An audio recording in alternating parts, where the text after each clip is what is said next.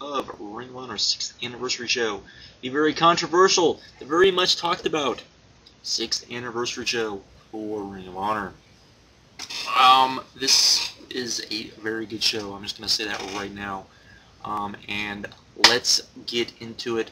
We started the night with Delirious taking on Human Tornado, which looked like it was going to be a really good little comedy match. But before the match really got started, the Age of the Fall came out, interrupted the match. This was started the night before on Eye of the Storm, where Human Tornado basically was trying to get with Lacey, being kind of the imp type gimmick, and so that led to this, and we had Delirious and Human Tornado taking on Tyler Black and Jimmy Jacobs.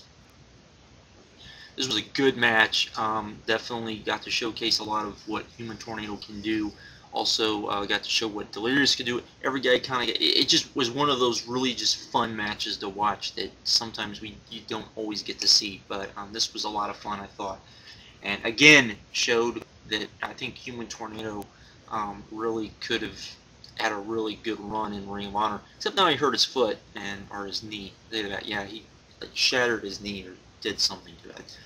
Shattered his knee, or I think he shattered his kneecap and he tore his ACL at the same time. Not good. And Ring of Honor was planning on using him for quite a while, so that was interesting to say the least. But this was a good match and a very good opener. Then we had Brent Albright versus El Generico. When this match took place, a lot of people were like, "Oh, it's just Gabe throwing people out there." But the announcers did a good job of explaining why this match was on the card. It was kind of an overthrow, kind of a continuation of a feud that was already going on between the Hangman 3 and Delirious, El Generico, and Kevin Steen. They did a pretty good job setting that up. This was an okay match. Not a great match, but it was okay. I would,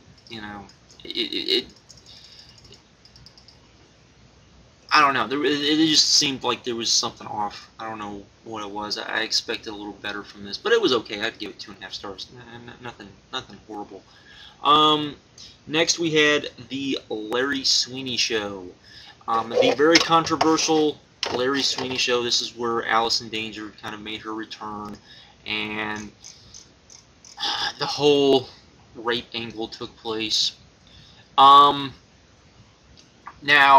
if you get the DVD, they have edited it, and that's very evident that they've edited it. That said, even what they edited and what they edited out, it really just didn't seem like that big of a deal. I know they edited out a lot of it, but I didn't think it seemed like a lot of people were overreacting at the time. It's unfortunate I wasn't able to see the whole thing because I would have liked to have seen it, but didn't get to see it because they edited it. It was still, I think it was a way to get Larry Sweeney heel heat. But anyways, so just so you know, that part of the show is pretty well edited. From there, we got to what was supposed to be a horrible, atrocious stinker of a match between Kevin Steen and Joey Matthews. I was expecting to just wanting to fast forward through this match. This was actually not that bad. It kind of amazed me. A lot of people had been saying such bad things about this match. And maybe my expectations were so low, but this was actually a good match. Joey Matthews did look like he was a little off, but it wasn't to the fact that it took much away from the match. I mean, I thought it worked. I thought it made sense. I thought everything was at least just an okay match, and I would definitely give it 2.25 stars. I was really shocked that people just crapped all over that match. Then we got Austin Aries versus Go Shiozaki. Oh, this was awesome, folks. This was awesome. Oh God, was this good. It started off really stiff with them trading chops, and Go not being able to hit Austin with the chops, but Austin being able to hit Go with the chops. Pretty good stuff. A lot of good give and take. The last 5 minutes of this match are insane. The stuff that they were hitting, it was pretty just wild to see. I would definitely say go out of your way to see this match. Very interesting stuff. After the match, Lacey and the Age of the Fall came out, told Austin Aries, hey, why don't you join us? At this point, Timmy Lynn Sitch came out and had a good little promo bit and was very, very fun. That part of the show was very fun, I must say. Next we had Sara Del Rey versus Daizee Haze, and another okay match. I give it 2.5 stars. I really wish they would give the women enough time to really show what they could do. It's going to be nice now that Mischief, for those of you who don't know, Mischief is now the Shimmer champion. She's also the NWA Women's champion as well. I think she's the first one to hold both those belts. Could be wrong, but I think she's the first one to hold both those belts. It'll be interesting to see if the fans get a little bit more. I think the fans might get a little bit more into Mischief than they would some of the other women. It'll be nice to see some other women in Ring of Honor. I think that's part of the problem with the Shimmer matches in Ring of Honor, is we're seeing the same women over and over and over again. Next we had, for the tag team titles, No Remorse Corps of Davey Richards and Rocky Romero versus Ruckus and Jigsaw. This was a good match, not a great match. Basically, you had Ruckus in there, who I don't think could really work a great match with Richards or Romero, but they let Jigsaw do most of the wrestling, which I think worked and really helped this match out a lot.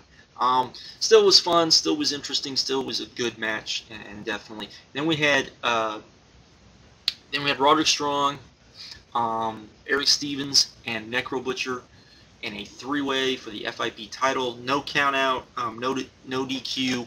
This was freaking great. I would give it 4 stars if it wasn't for the fact that, even though it was amazing to see, they botched the end of the match. I'll kind of ruin it, but because you gotta see it. Davey Richards was going to do a Gibson driver onto Necro onto a table. I think Necro was the one that ended up flubbing it a little bit, and so it was more of like a Tiger Driver 91 pedigree through the table, which looked nasty. They then rolled Necro in. He was going to go for another Gibson driver, and instead hit a Tiger Driver 91, which looked like it was supposed to be a Gibson driver, but it was that part, and the rest of the match was all like this. It was just insane, stiff craziness throughout this whole match. Just a great brawl. Lots of fun. Just a great match, which you definitely need to go out and see. I would say a lot of fun in that match. Definitely. Then we have the main event: Nigel McGuinness and Bryan Danielson in the much talked about Nigel McGuinness heel turn. A lot of people have talked about this. A lot of people don't like it. I, on the other hand, didn't mind it so much. Thought it worked. I thought they were, it sounded like it was working pretty well to me. I actually enjoyed this match a lot more because there was more than, not a lot more, but I enjoyed it more than the Driven match because there was much more of a story going into it. There was definitely, they were definitely telling a much better story in this match. And what I didn't like about the Driven match was the first about 5 minutes I thought were kind of sloppy, where I thought this was a much better, much crisper match all the way through. Really liked this. Good 4.5 star match. Definitely get this DVD, I would say. I'd give this an 8.75. I'd almost give it a 9, but I think there's a lot of, on the first half of the show, there's a lot of stuff that just doesn't really keep your attention enough, I don't think. But this was just a great show, without a doubt, I would say. And check it out. Another Manhattan show that was great from Ring of Honor. Imagine that. And I would imagine that the Hammerstein show looks like it might actually be the best of yet, just looking at the card. But great show. Definitely go check it out. Good stuff. I'm out. Later.